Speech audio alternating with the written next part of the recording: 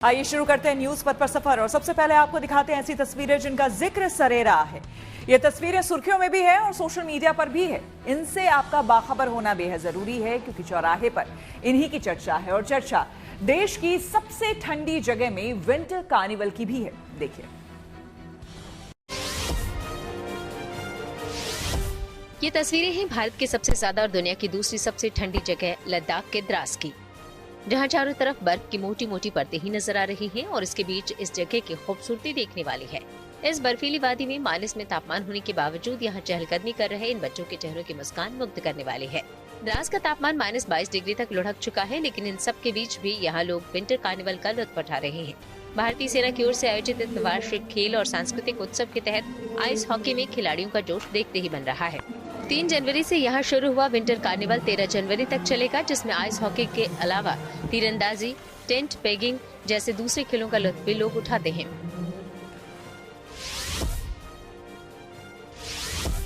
उत्तर भारत में कड़ाके की ठंड पड़ रही है। जम्मू कश्मीर के कई इलाकों में आलम यह है कि पानी बर्फ में तब्दील हो जा रहा है। श्रीनगर में रात का तापमान -5 डिग्री तक पहुंच चुका है। यहाँ डल झील में बर्फ की परतें जम गई हैं। हालांकि कड़ाके की ठंड लोगों के लिए परेशानी लेकर भी आती है, लेकिन इस दौरान खूबसूरत नजारों का दीदार भी होता है। अनंतनाग की ये तस्वीर देखिए, जहां ऐसा लगता है जैसे रास्तों पर मोती बिखरे हों। पौधों पर तो ऐसा लगता है जैसे ये खूबसूरत पत्तियां या फूल हों। पानी के जमने से यहाँ ठंड किस कदर पड़ रही है उसका अंदाजा लगाया जा सकता है। झारखंड के देवघर में वैद्यनाथ धाम में नए साल में बड़ी संख्या में श्रद्धालुओं का लगातार पहुंचना जारी है। वो यहां बाबा वैद्यनाथ के दर्शन पूजन कर धन्य हो रहे हैं। यहां बेंगलुरु से पहुंचे श्रद्धालुओं की एक टोली भी पहुंची। टोली में शामिल महिला और पुरुष सभी श्रद्धालुओं ने बाबा की पूजा अर्चना कर जलार्पण किया। इसके साथ ही उनकी भक्ति का एक खास अंदाज भी यहाँ दिखा, जिसमें पुरुष पारंपरिक वाद्य यंत्र बजाते नजर आए तो महिलाएं कलश लेकर पूरे भक्ति भाव से नृत्य करती हुई दिखी।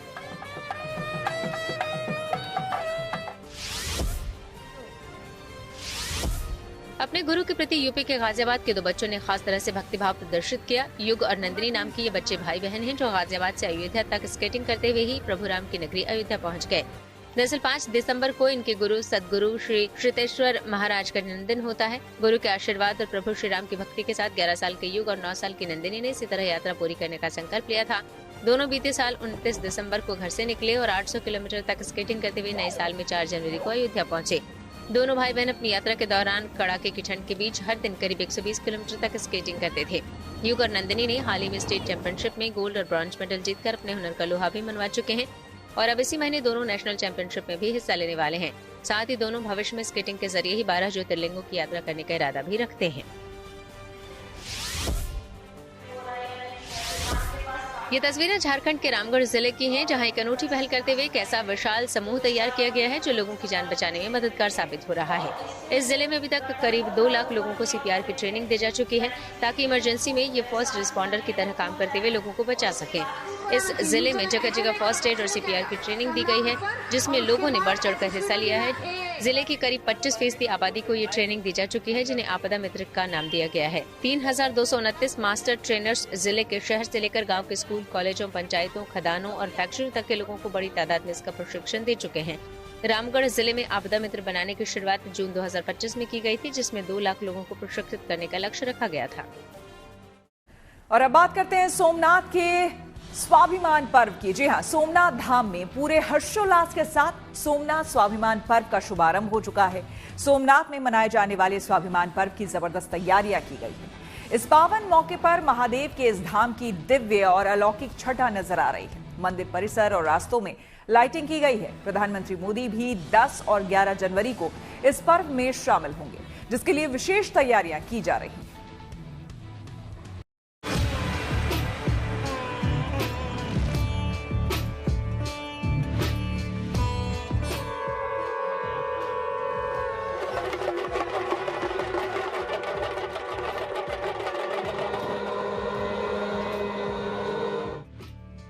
श्रद्धालुओं की आस्था का बड़ा केंद्र सोमनाथ मंदिर का इतिहास केवल एक मंदिर का इतिहास नहीं है, बल्कि ये सनातन धर्म की अटूट शक्ति और निरंतर पुनर्जन्म की कहानी है। सोमनाथ, जिसका वर्णन ऋग्वेद, श्रीमद् भगवद गीता, शिव पुराण, स्कंद पुराण और महाभारत जैसी प्राचीन ग्रंथों में मिलता है, जिसे शिव के पहले ज्योतिर्लिंग का स्थान प्राप्त है। धर्म, संस्कृति और स्वाभिमान की अद्भुत गाथा समेटे शिव का ऐसा निवास जहां आकर साधक का मन ही नहीं, आत्मा भी पवित्र पावन हो जाती है।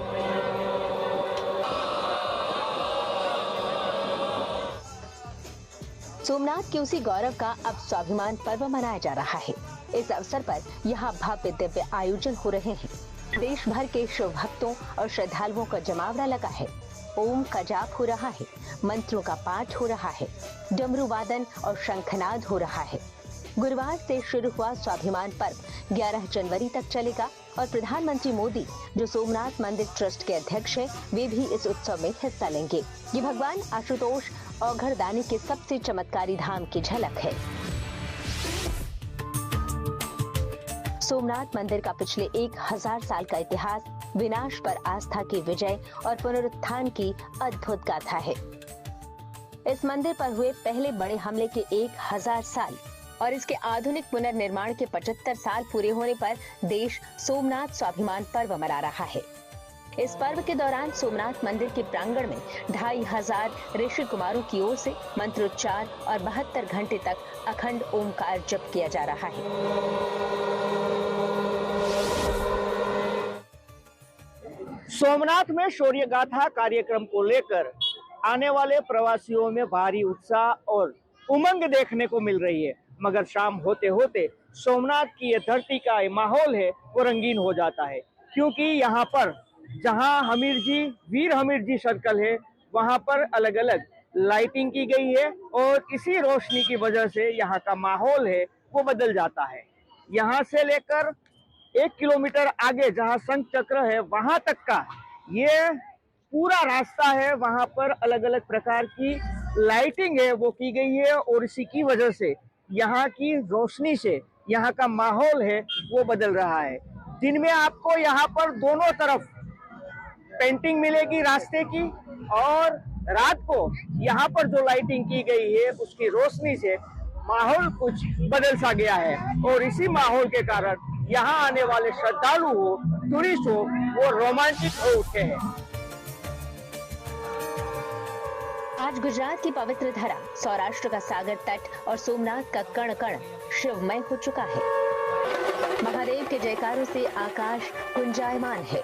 शिव भक्तों का सैलाब बता रहा है कि यहाँ सोमनाथ का स्वाभिमान महापर्व मनाया जा रहा है।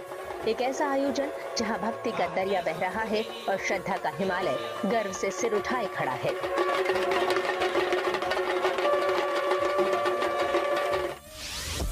सोमनाथ स्वाभिमान पर्व के तहत 72 घंटे तक ओम का जाप किया जा रहा है। मंदिर के अंदर और बाहर 1000 कलाकारों ने शंख बजाने की तैयारी की है।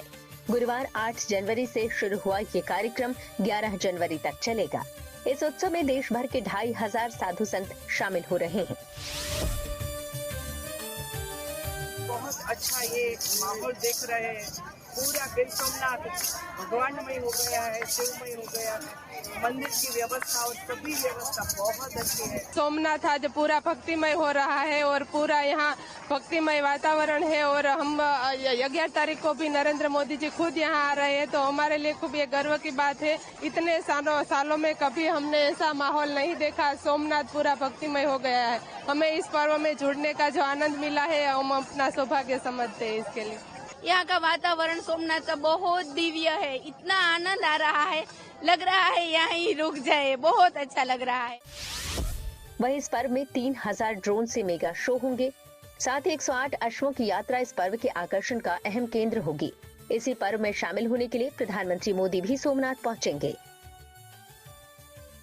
प्रधानमंत्री मोदी सोमनाथ स्वाभिमान पर्व में मौजूद रहने के लिए 10 जनवरी को सोमनाथ पहुंचेंगे और 11 जनवरी की सुबह भगवान सोमनाथ की पूजा अर्चना करेंगे। सोमनाथ स्वाभिमान पर्व में बड़ी संख्या में श्रद्धालुओं के सोमनाथ पहुंचने का अनुमान है। ऐसे में अहमदाबाद, सूरत, राजकोट और वडोदरा से रोजाना स्पेशल ट्रेनें चलाई जा रही हैं। सोमनाथ स्वाभिमान पर्व का आज से प्रारंभ हुआ है। मेरे पीछे की तरफ की तस्वीरें आप देख पा रहे हैं। गुजरात के गांधीनगर स्थित पौराणिक मंदिर धौलेश्वर महादेव में खुद मुख्यमंत्री भूपेंद्र पटेल की मौजूदगी यहाँ देखी जा रही है। सोमनाथ स्वाभिमान पर्व खास करके इसलिए मनाया जा रहा है क्योंकि सोमनाथ मंदिर को तहस नहस करने की कोशिश कई सालों तक आक्रांताओं द्वारा की गई, लेकिन उसके बाद भी सोमनाथ मंदिर जस का तस खड़ा है। 75 साल सोमनाथ मंदिर के जीर्णोद्धार को पूर्ण हो रहे हैं। साथ ही में 1000 साल पहले गजनवी ने आक्रमण कर सोमनाथ मंदिर को नुकसान पहुंचाया था। उसके बावजूद सोमनाथ मंदिर आज भी हिंदू धर्म की आस्था का प्रतीक बना रहा है और आज भी हजारों की संख्या में लोगों की भीड़ सोमनाथ मंदिर में देखी जाती है। लोगों की मौजूदगी सोमनाथ मंदिर में देखी जा रही है। बड़ी संख्या में भक्तों की मौजूदगी के बीच में 72 घंटे का अखंड ओमकार जाप जो है वो शुरू किया गया है और खास करके प्रधानमंत्री नरेंद्र मोदी भी 10 तारीख को सोमनाथ पहुंचेंगे और 11 तारीख को सोमनाथ मंदिर में पूजा अर्चना करके जनसभा संबोधित करेंगे। सोमनाथ मंदिर के प्रांगण में लिखा गया है, सोमनाथ कभी नष्ट नहीं हुआ, वो केवल पुनः निर्मित होता रहा। आज भी जब समुद्र की लहरें सोमनाथ के चरणों को छूती हैं, तो ये मंदिर हमें सिखाता है कि आस्था को न तो तोड़ा जा सकता है, न ही मिटाया जा सकता है। सोमनाथ केवल एक मंदिर नहीं, ये भारत की आत्मा, संस्कृति और अदम्य साहस है। देश की आजादी के बाद सोमनाथ मंदिर के पुनर्निर्माण का संकल्प लिया गया। इस महान कार्य में सरदार वल्लभ भाई पटेल की अहम भूमिका रही। सन 1951 में भारत के पहले राष्ट्रपति डॉक्टर राजेंद्र प्रसाद ने नवनिर्मित सोमनाथ मंदिर का भव्य उद्घाटन किया। आज का सोमनाथ मंदिर चालुक्य शैली की वास्तुकला का उत्कृष्ट उदाहरण है। 1951 में अपने पहले राष्ट्रपति राजेंद्र प्रसाद उधर आए, प्राण प्रतिष्ठा की। मुझे कहने का गौरव होता है कि उस वक्त मैं भी हाजिर था। वेरावल स्टेशन तक रेलवे थी, तो वेरावल से प्रभास पाटन तक रेलवे को एक्सटेंड कर दिया गया। वेरावल और पाटन के बीच में और प्रभास पाटन के अलग अलग जगह पर बड़े कुंड बनाए गए जिसमें खाने का लड्डू और गांठिया और सब कुछ रखा गया, पानी की व्यवस्था की गई। और आज जो दिग्विजय द्वार है और सरदार पटेल की प्रतिमा है उस वक्त नहीं थी, सिर्फ सोमनाथ डायरेक्ट दिखाता था। तो सोमनाथ और उस वक्त ईस्ट में जो त्रिवेणी की दरवाजा था इसके बीच में बड़ा मंडप करा दिया गया, उसमें मैं भी हाजिर था। और उस वक्त कन्हैयालाल मुंशी, हमारा पुष्पाबेन मेहता, जाम साहब और राजेंद्र प्रसाद और उसका सपत्नीक उसने सोमनाथ की प्रतिष्ठा की। इस महापर्व के जरिए हमीर जी गोहिल और वेगड़ा जी भील जैसे अनगिनत शहीदों के बलिदान को भी याद किया जा रहा है। सोमनाथ स्वाभिमान पर्व ये सिखाता है कि हम गिरकर उठना जानते हैं। सोमनाथ स्वाभिमान पर्व हमें ये भी याद दिलाता है कि हमारी आस्था अटूट है, हमारी संस्कृति अमर है। जूनागढ़ से भार्गवी जोशी और सोमनाथ धाम से ब्रजेश जोशी के साथ Atul Tiwari, good news today. Tehri झील को मिलेगी ग्लोबल पहचान। ये सीधे आपको लिए चलते हैं न्यूज एक्सप्रेसवे पर, जहां देश भर की कुछ और जरूरी खबरें कर रही हैं आपका इंतजार। पीएम मोदी ने आज देश के एआई स्टार्टअप्स के साथ एक अहम बैठक की। इस बैठक में उन 12 स्टार्टअप्स ने हिस्सा लिया जिन्होंने आगामी इंडिया एआई इम्पैक्ट समिट 2026 के लिए क्वालिफाई किया है। बैठक में पीएम मोदी ने कहा कि भारत को एआई का ऐसा मॉडल पेश करना चाहिए जो नैतिक, निष्पक्ष और पारदर्शी हो। वहीं बैठक के दौरान एआई स्टार्टअप्स ने देश में इंटेलिजेंस इकोसिस्टम को मजबूत करने के लिए सरकार की प्रतिबद्धता की सराहना की। ये बैठक पीएम आवास 7 लोक कल्याण मार्ग पर हुई। टिहरी झील और उसके आसपास के क्षेत्रों में पर्यटन विकास को नई दिशा देने की दिशा में महत्वपूर्ण पहल शुरू हो गई है। आज इसे लेकर अधिकारियों की एक टीम ने टिहरी झील एवं आसपास के क्षेत्रों का निरीक्षण किया। टिहरी झील मेगा प्रोजेक्ट के तहत झील से जुड़े क्षेत्रों को पर्यटन सर्किट से जोड़ा जाएगा। इसके तहत बुनियादी सुविधाओं के अलावा पर्यटक स्थलों का सौंदर्यीकरण, सड़क एवं संपर्क मार्गों का सुधार, view point, walking track, boating तथा दूसरे वाटर स्पोर्ट्स की गतिविधियों को बढ़ावा दिया जाएगा। इस प्रोजेक्ट से न केवल टिहरी झील की अंतर्राष्ट्रीय पहचान बनेगी बल्कि रोजगार के भी अवसर बढ़ेंगे। मकर संक्रांति पर्व को लेकर वाराणसी का पतंग बाजार पूरी तरह सज गया है। मार्केट में एक से बढ़कर एक शानदार पतंगे देखने को मिल रही हैं। वाराणसी में बिकने वाली ज्यादातर पतंगे बाहर से ऑर्डर देकर बनवाई जाती हैं। इस बार बाजारों में मुरादाबाद, बरेली, मेरठ और लखनऊ के पतंग की ज्यादा डिमांड है। वहीं इस बार चाइनीज मांझे का पूरी तरह से बहिष्कार किया गया है। उसकी जगह मुरादाबाद और बरेली के मांझे बाजारों में हैं। बढ़ती ठंड के बीच कश्मीर में पारंपरिक कांगड़ी की डिमांड बढ़ गई है। ऐसे में दुकानों पर छोटी बड़ी हर तरह की कांगड़ियों की वैरायटी देखने को मिल रही है। कांगड़ी स्थानीय लोगों के लिए पोर्टेबल हीटर का काम करता है। इसमें बांस की टोकरी में रखे मिट्टी के बर्तन में जलते कोयले या राख को रखा जाता है, जो शरीर को गर्म रखने में मदद करता है। कांगड़ी के अलावा कश्मीर की सांस्कृतिक पहचान पारंपरिक फिरन की बिक्री भी तेज हो गई है। सर्दियों में फिरन बच्चों से लेकर बुजुर्गों तक सभी उम्र के लोगों के लिए सबसे पसंदीदा परिधान है। कश्मीर का फिरन देश भर में मशहूर है। ऐसे में कश्मीर आने वाले पर्यटक भी इसकी जमकर खरीदारी कर रहे हैं। उत्तर भारत समेत दिल्ली एनसीआर में बर्फीली हवाओं ने ठंड बढ़ा दी है। यूपी, बिहार, पंजाब, राजस्थान और हरियाणा समेत कई राज्यों में पारा लगातार गिर रहा है। यूपी के अयोध्या और आजमगढ़ में न्यूनतम तापमान 5 डिग्री तक गिर गया। वहीं मौसम विभाग ने तराई और दक्षिणी यूपी के 24 जिलों में घने कोहरे का ऑरेंज अलर्ट और 32 जिलों में कोल्ड डे की चेतावनी जारी की है। चंदौली और झांसी में भी तापमान 6 डिग्री तक लुढ़क गया। यहाँ लोग ठंड और कोहरे की दोहरी मार झेल रहे हैं। वहीं राजस्थान के अजमेर में तापमान में आई भारी गिरावट और उत्तर भारत से आ रही बर्फीली हवाओं ने ठंड बढ़ा दी है। मौसम विभाग ने अगले 48 घंटों में ठंड और बढ़ने की चेतावनी दी है। ऐसे में शैक्षणिक संस्थानों के लिए नए दिशा निर्देश जारी किए गए हैं और सभी सरकारी और निजी स्कूलों में 8वीं क्लास तक के बच्चों को 10 जनवरी तक छुट्टी दे दी गई है। और अब बात प्रयागराज मिनी कुंभ की। कड़ाके की ठंड के बावजूद प्रयागराज में आस्था का सैलाब उमड़ रहा है। दूर दूर से भक्त माघ मेले में शामिल होने पहुंच रहे हैं, जिससे मेले में भक्ति के अनोखे रंग देखने को मिल रहे हैं। केसरिया वस्त्रों में दंड थामे दंडी स्वामियों का संगम तट पर होना इस मेले को दिव्यता प्रदान कर रहा है। वहीं पति की लंबी आयु के लिए सुहागिनें वेणी संगम में वेणी दान कर रही है। साथ ही पूरा मेला क्षेत्र में सुरक्षा की कड़ी व्यवस्था है और चप्पे चप्पे पर सीसीटीवी कैमरों की नजर है।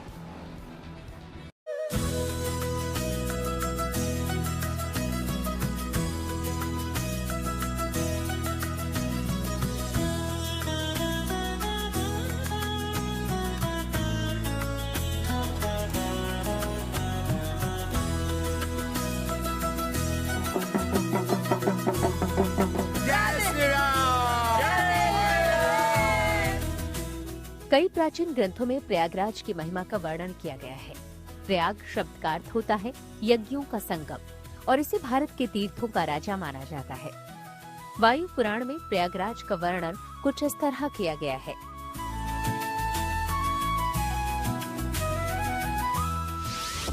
त्रिशूल लोकेश विख्यात तीर्थम त्रैलोक्य पावनम सर्व तीर्थमयम दिव्यम प्रयागम तीर्थनायकम। अर्थात प्रयाग केवल पृथ्वी पर ही नहीं बल्कि स्वर्ग और पाताल लोक में भी पूजनीय है। इसकी तुलना अन्य तीर्थों से नहीं की जा सकती, क्योंकि ये समस्त तीर्थों का शिरोमणि है।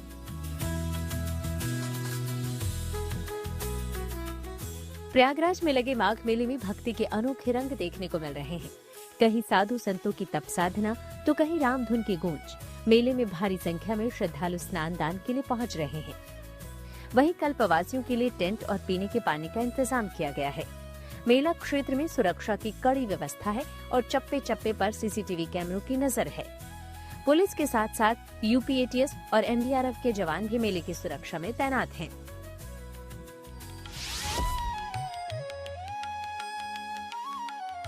धर्म, आध्यात्म और संस्कृति के इस विराट उत्सव में आस्था के अद्भुत रंग बिखरे हुए हैं। गृहस्थ से लेकर सन्यासी तक माघ मेले के भागीदार बन रहे हैं। कोई मोक्ष की कामना लेकर आया है तो कोई भक्ति के रस में सराबोर है, लेकिन आस्था के समंदर में एक ऐसा स्वरूप है जिसके बिना ये मेला अधूरा जैसा है। केसरिया वस्त्र, माथे पर तिलक, पैर में खड़ाऊं और हाथ में भगवा कपड़े में लिपटा दंड, ये है दंड स्वामी, जो इस तरह के धार्मिक आयोजनों में एक अलग पहचान रखते आए हैं। सनातन में गृहस्थ और वानप्रस्थ के बाद संन्यास अपनाने का विधान है, लेकिन दंडी सन्यासी बनने के लिए इन्हें कई दृढ़ संकल्प पूरा करना होता है। सन्यासियों को शालिग्राम पूजन और पूरे विधि विधान से दंड ग्रहण कराया जाता है। दंडी स्वामी से जुड़ा एक बेहद रोचक पहलू ये भी है कि इन्हें अग्नि से वंचित रखा जाता है। यही वजह है कि दंडी स्वामी स्वयं भोजन नहीं पकाते, बल्कि ब्राह्मणों या संतों के निमंत्रण पर ही भोजन ग्रहण करते हैं। भिक्षा 5 घर से मांगते हैं।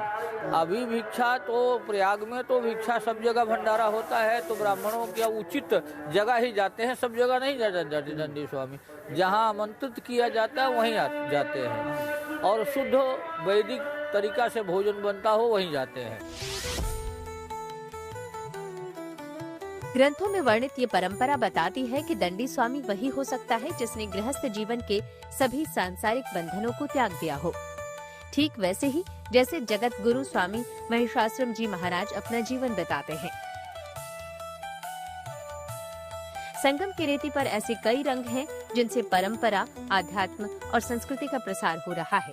ऐसा ही एक रंग भावुक परंपरा के रूप में वेणीदान का भी है।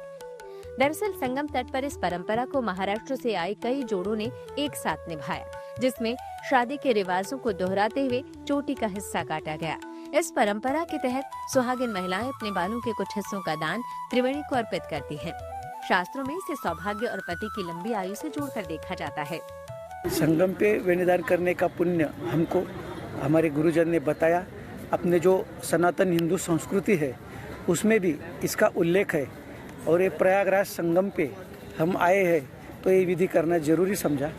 हिंदू धर्म के अनुसार ये विधि जरूरी है, और हर कोई जो इधर आता है वो ये विधि जरूर करे। अभी पहले का जो था एक दूसरे को समझने का, अभी वो माहौल जरा सोशल मीडिया की वजह से कम हो गया है, तो इसलिए अगर ये प्रथा चालू रही तो मेरे ख्याल से पहली शादी तो भी टिक जाएगी। मान्यता है कि संगम की जलधारा में वेणी अर्पित करने से जन्मों जन्मों के पाप धुल जाते हैं और मोक्ष मिल जाता है। इस परंपरा के तहत 3 चरणों में वेणी दान किया जाता है। पहले चरण में शादीशुदा जोड़ा गौरी गणेश पूजा और जयमाल का रिवाज निभाता है। दूसरे चरण में महिला श्रृंगार कर वेणी माधव मंदिर में पूजन करती है, जबकि तीसरे चरण में संगम में आस्था की डुबकी के बाद 3 अंगुल बाल काटकर नदी को समर्पित किया जाता है। मनुष्य का जो भी दोष प्रायश्चित है वो कहाँ होता है? उनके केस में होता है, शरीर में नहीं होता। जैसे आपके हमारे घर में सूतक लगता है, कोई खत्म होता है, तो हम पुरुष लोग क्या करते हैं? हम लोग केस दान करते हैं, मुंडन करते हैं। क्यों? प्रायश्चित उतारने के लिए, शुद्धि के लिए। लेकिन स्त्री ऐसा नहीं करती। शास्त्रों में बोला गया सुहागिन औरतों को केस कटाने के लिए मना है, लेकिन जो स्त्रियों को केस में प्रायश्चित है उसको कैसे करें? बहुत से दोष होते हैं स्त्रियों को, मासिक दोष, गर्भधारण दोष, प्रसूति का दोष, तो उसी के लिए निवारण के लिए यहाँ पे वेणीदान करती है। तो हाँ, और वेणीदान विवाह के उपरांत होता है, पाणी ग्रहण संस्कार के बाद होता है। संगम तट पर लोक आस्था के इस महामेले में 5 साल के श्री बाहुबली महाराज भी खूब चर्चा में हैं। भगवान राम का वेश धरे श्री बाहुबली महाराज ने संगम तट पर मां गंगा की पूजा अर्चना की, तो कई कविताओं को भी धारा प्रवाह सुनाकर सबको हैरान कर दिया। हमारे साथ एक नन्हा बालक है, श्री बाहुबली। भगवान राम का वेश उसने रखा है और इस प्रयागराज के माघ मेले में आया है। भगवान राम का वेश क्यों रखा है आपने? ताकि सारे बच्चे दुनिया के अपने माता पिता की बात माने, राम बने।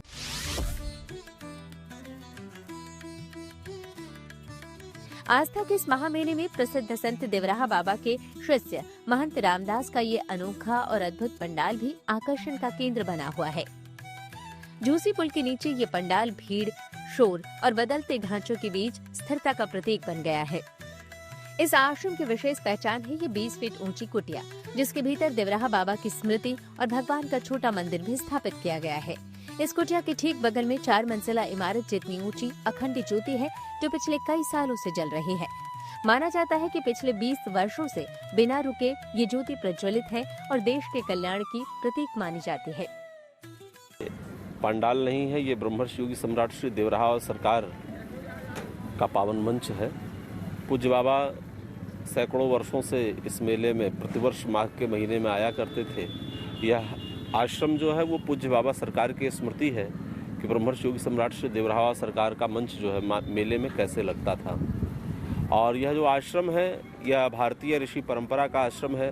प्राचीन समय में हमारे ऋषि महात्मा जो है नदी के किनारे कैसे झोपड़ी में रहा करते थे, यह उसका भी दर्शन करवाता है। इसको देख करके आपको अपने अतीत के गौरवशाली ऋषि परंपरा की अनुभूति होती है। प्रयागराज की पावन रेती पर माघ मेला महज एक धार्मिक आयोजन नहीं बल्कि भारत की उस आत्मा का प्रतिबिंब है जहां वैराग्य और विश्वास की बयार एक साथ बहती है। श्रद्धा और अध्यात्म की ये विरासत देश दुनिया को शांति, सद्भावना और मानवता का संदेश देती है।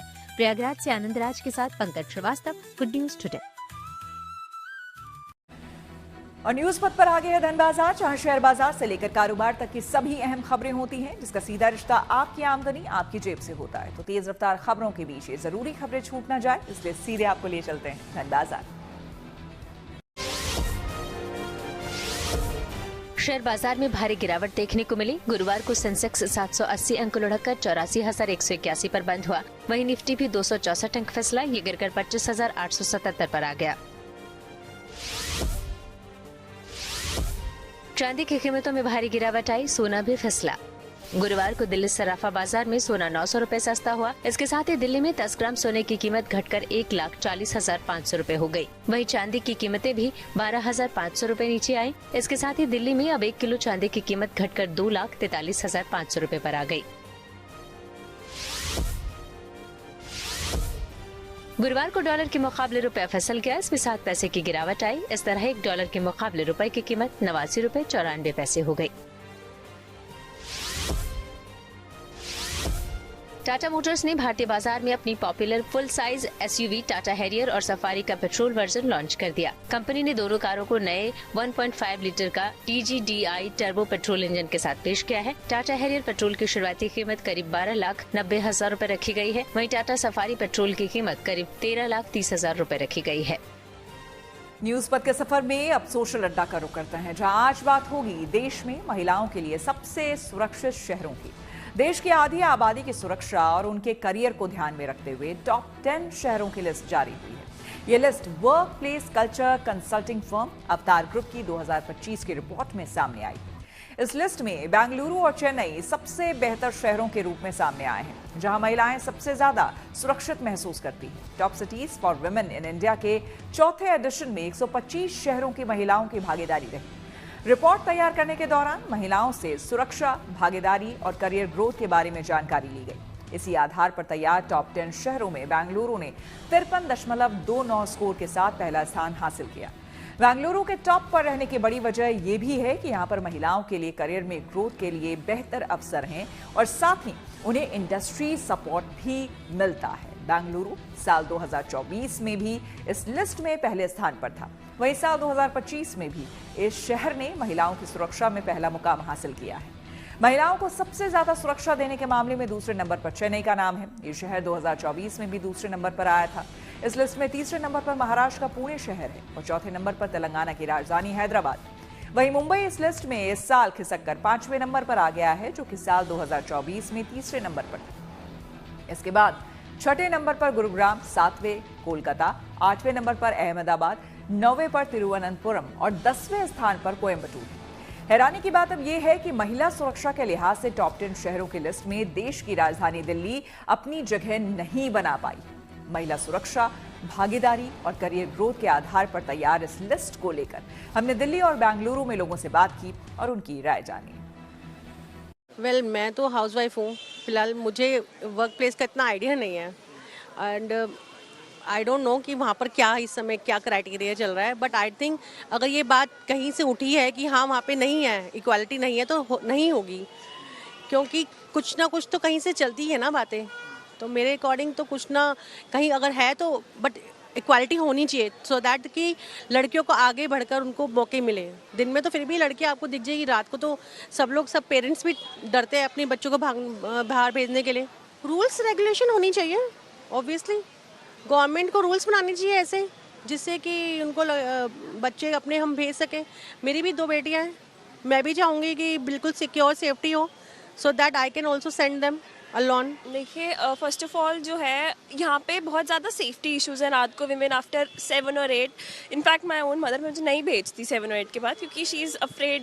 बहुत ज़्यादा क्राइम रेट्स बहुत ज़्यादा बढ़ गए हैं, तो और कोई भी वो मदर नहीं चाहेगी। इतने सारे क्या कहते हैं, पिछले साल में बहुत सारे क्राइम्स हुए हैं। इनफैक्ट कोलकाता में भी जो रेप केस हुआ है, दैट्स ऑल, मतलब वो सब देख के कोई भी girls will not feel. Sir environment जो बेसिकली जो वर्क एनवायरनमेंट है वो फीमेल फ्रेंडली नहीं है। हमने देखा है कि आज भी अगर विमेंस की नाइट शिफ्ट लगती है तो उन्हें कितना अनसेफ फील होता है। तो सबसे पहली चीज़ तो यही दिल्ली में डेवलप कर देनी चाहिए कि रात में फीमेल सिक्योरिटी को और ज़्यादा बढ़ा देना चाहिए। इसके अलावा हम ये चीज़ कर सकते हैं कि जैसे विमेंस की नाइट शिफ्ट है, कई फैमिलीज ऐसी होती हैं जो विमेंस को नाइट शिफ्ट में अलाउ नहीं करती, बट जो वर्क प्लेस है वो उन्हें फोर्स करता है कि आपको अगर हम कोई शिफ्ट देंगे तो वो नाइट शिफ्ट ही होगी। तो उन्हें इस चीज़ को लेकर थोड़ा समझना चाहिए कि भाई अगर फीमेल कैंडिडेट अगर वो हायर कर रहे हैं तो उसे मॉर्निंग शिफ्ट या जनरल शिफ्ट ही दे दें, सो दैट उनके लिए भी कमाना भी इक्वल हो जाएगा और अपनी फैमिली भी वो साथ बैलेंस कर पाएंगी। Bangalore for sure is a lot safer because throughout the past 5 years, I'll say, I've been traveling non-stop and I have been moving around in the night and throughout all times of the day, really. In the city, especially in places like Church Street and this area, I felt a lot more safe because I see more people our age. Whereas in the place that I'm living in now, people are a lot more conservative. So if I go out wearing a skirt or like spaghetti straps or something, I feel a lot more conscious. Like I can feel people looking at me. Men oftentimes stare. Whereas, not to say that doesn't happen in Bangalore at all, but it happens with a lot less frequency. And also because like safety in numbers, a lot of people dress the way that I do a lot of the times. And so it's like, yeah, these people are just like me. It's perfectly fine. A lot more liberal, modern mindset. और आइए अब रुक करते हैं प्रगति मार्ग का, जहां ऐसी खबरें हैं जो कि देश की तरक्की, प्रगति और लोगों की काबिलियत दिखाती है। आज हम आपको एक ऐसे शख्स के बारे में बताने जा रहे हैं जिसने शारीरिक तौर पर कमजोर होने के बावजूद हालात का रोना नहीं रोया, बल्कि अपनी एक अलग पहचान बनाई। दिव्यांग होकर भी उसने दिखा दिया कि वो किसी का मोहताज नहीं है, बल्कि अपने दम पर आगे बढ़ सकता है।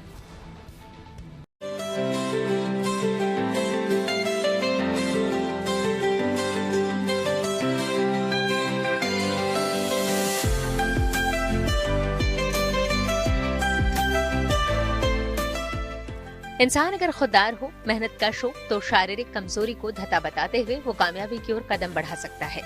ऐसा ही साबित कर दिखा है जम्मू कश्मीर के पुलवामा जिले के रहने वाले शब्बीर अहमद ने। दोनों पैरों से दिव्यांग होने की वजह से शब्बीर खड़े होकर चल नहीं सकते, तो इन्होंने अपने घुटनों और हाथों को ही आगे बढ़ने का जरिया बना लिया।